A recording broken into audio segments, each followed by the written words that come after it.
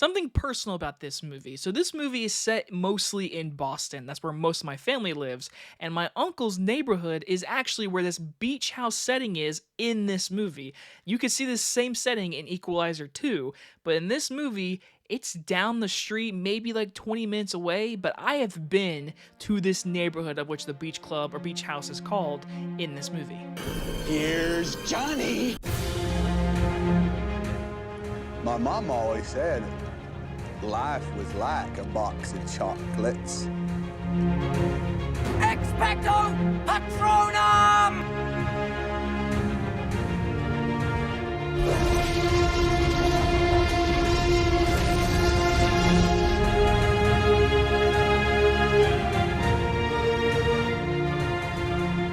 American Fiction stars Jeffrey Wright, Issa Rae, and Sterling K. Brown, and is about a novelist who's fed up with the establishment profiting from black entertainment, uses a pen name to write a book that propels him to the heart of many and the madness he claims to disdain. Now, I gotta watch this movie early tonight due to Regal's mystery movie, so once again, am I breaking embargo? I don't know. I'm gonna keep arguing it. But this is a movie that I saw one poster for. I never saw a trailer. I saw an image maybe from like people talking about it on Twitter because it was premiering at a festival, and I think it won People's Choice Award at some festival. Could be totally wrong. I know it did something good in festivals. So now I got to see it early, and I can tell you this.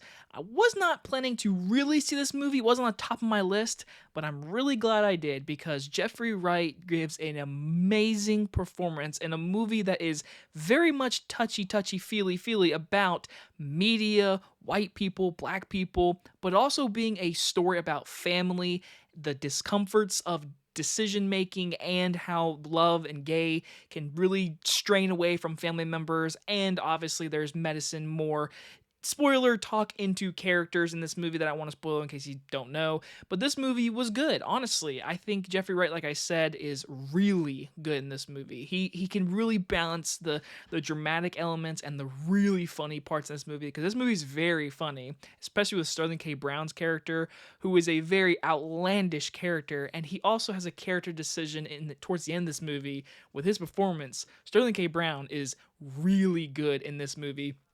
Issa Rae, which if I'm saying it wrong, I'm really sorry. She's not in the movie a whole bunch, but she's a integral part in the whole theme of the movie. And that's where this movie can really get into a lot of conversational pieces, because after this movie, people definitely liked the movie, my audience at least. But this movie talks so much about media and how we people, white people or black people, are seeing visualizations of novels, stories in our entertainment, in movies, books. But this movie takes more of the route of black people entertainment, black stories, and how that entertainment and that stories are creating for white people's pleasures and how it's being viewed. The movie brings up so many conversations about that, and it's honestly very true. It even pokes fun of itself for saying in itself in the movie, saying it's with the times. People love this kind of stuff. People talk about how simple pleasure is, and then simple things aren't usually the better things. It's artistic. It talks about how art is different from stories, and stories are different from movies and books. It's just, it does a really good job in the writing. So really overall, I can say the script of this movie, I think, should be nominated for Best Adapted Screenplay, because the dialogue of this movie is outstanding, with everybody in this movie doing a really good job. I think the editing is really good.